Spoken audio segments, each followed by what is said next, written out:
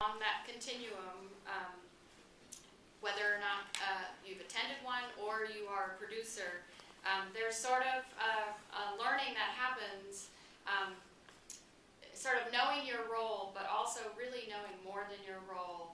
I would say that all of us have come to realize what a good presenter is based on our experience of being a participant, and as well the best practices of a producer are something you learn as a presenter if you have a good producer supporting you. So there's really sort of a continuum, and I would say if you have never, actually we wanted to ask you, so let's start, how about everybody put their hands up who has attended some sort of online event? So right, most of us have, actually I think all of us have, that's a good sign. How about keep your hands up if you've participated as a presenter? So definitely a lot less. So all those folks that are only participants, believe me, you're going to be presenting. And you know, presentation means any sort of, if you're in there as a collaborator, I think of you as a presenter as well. Okay, how about folks who have been involved as a producer of some sort of host or facilitator?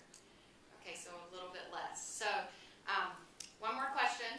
How many of you kind of name yourself or your role as a trainer?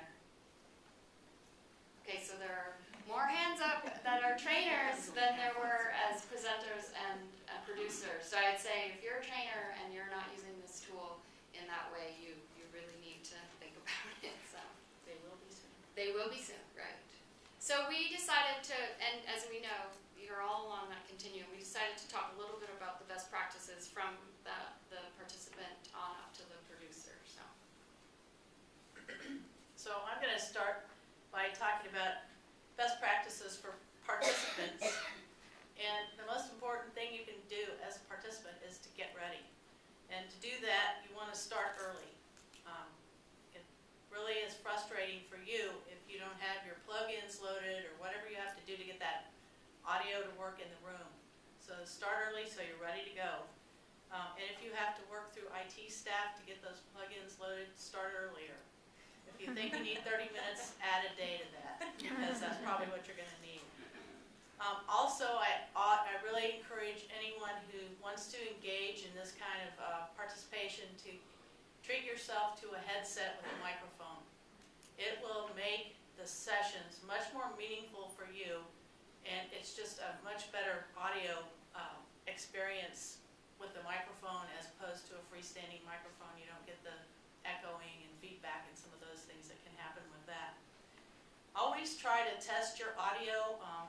You can use if you use a Windows operating system, there's a little recording program, and you can just record yourself, and then you know that your microphone's working and your audio, your headset is also working. That's one of the things we have the most problem with in support, and it's usually a combination of the plugs aren't plugged all the way in, or they're plugged in backwards, or something like that. And those are really easy things to do if you know what you're looking for.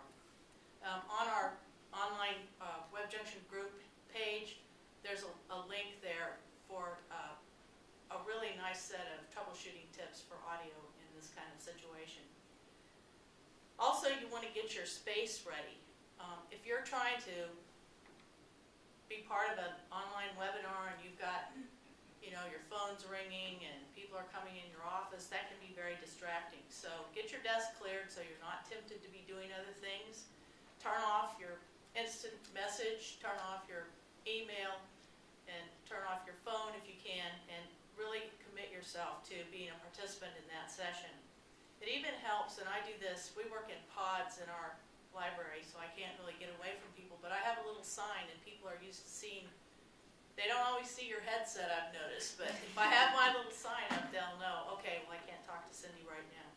And then make yourself comfortable, because you want to feel comfortable enough that you can pay attention. So if you need a glass of water next to you, or you need to recline your chair, or whatever it's going to take for you to be able to really enjoy and get the maximum out of that session, make it possible for yourself.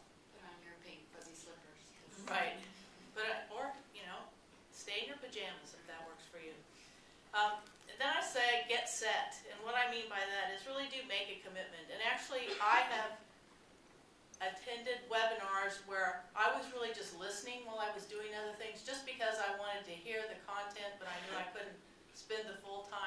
in the webinar fully participating, and that's fine.